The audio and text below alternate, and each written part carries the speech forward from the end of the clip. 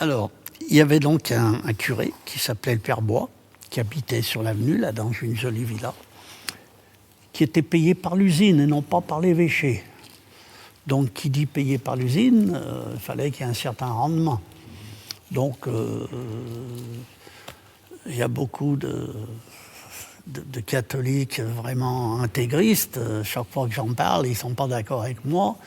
Moi, je pense que tous les lundis, après la messe, il allait faire son rapport à l'usine. Hein. Il a tel ouvrier, il a telle idée, il a ci, il a là, ainsi de suite. Bon, les intégristes, ils disent que c'est pas vrai. Mais moi, je pense que si le patron le payait, le logeait gratuitement, c'était bien passé. Et ce curé, c'était une vraie teigne. Et méchant comme tout. Et il nous faisait le catéchisme. Et le jeudi matin, d'ailleurs, parce que on n'allait pas à l'école le jeudi, maintenant c'est mercredi. Et on était à l'église, il y avait les filles, les garçons. Moi, j'avais une petite copine, là, j'avais 12 ans.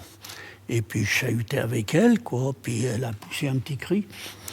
Je ne sais pas ce que j'ai fait, je vais peut-être pincer les fesses, je ne sais pas. Enfin, peu importe. Et là, il dit, qu'est-ce qui t'arrive? C'est Pro qui m'embête. Mon Pro vient ici, devant. Alors, moi, je dis, si je vais là-bas, il va me tabasser, parce qu'il tabassait. Hein. Alors moi, non, j'y vais pas. Au contraire, je me sauve au fond de l'église pour me tirer. Donc alors, le curé me court après d'un côté. Là, il y avait une sœur aussi. Elle me court de l'autre côté. Il me chope. Il y avait des bancs devant et des chaises derrière.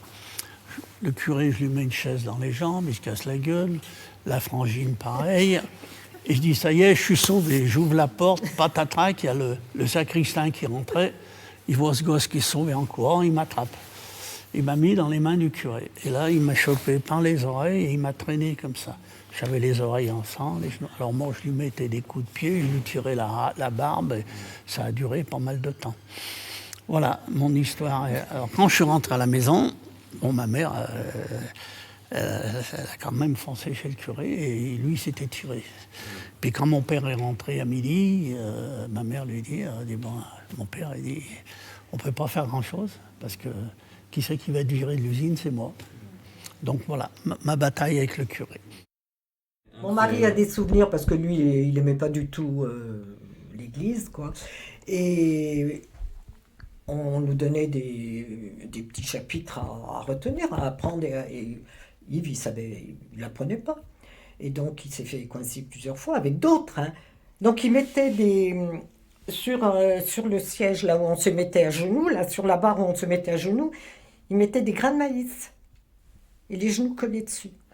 Ah oui, oui, oui, non, non, mais il avait un côté vraiment sadique.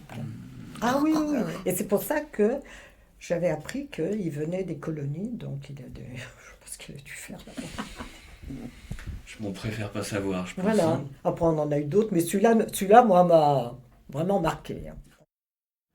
Et puis après, il y a aussi pour les loisirs, puisque vous posez la question, c'est intéressant. On avait aussi, comment ça s'appelle? Alors, je voudrais pas dire, les évangélistes qui venaient. Et donc les évangélistes venaient les dimanches pour nous prêcher la bonne parole. Et pour nous, c'était super, puisqu'on avait plein d'activités.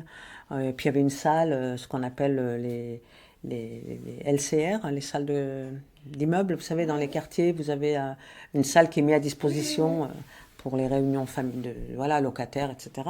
Et donc les mercredis après-midi et les samedis, c'était donc... je ne sais plus quelle association, mais une ancienne association qui existe peut-être plus. Et il y avait deux animatrices donc, qui venaient nous faire des cours de couture pour les filles. Donc les mercredis après-midi, on apprenait à coudre, à cuisiner. C'était bien, c'était une sortie, c'était intéressant. C'était le mercredi et le samedi. Et moi, à l'âge de 10 ans, je savais me faire des vêtements.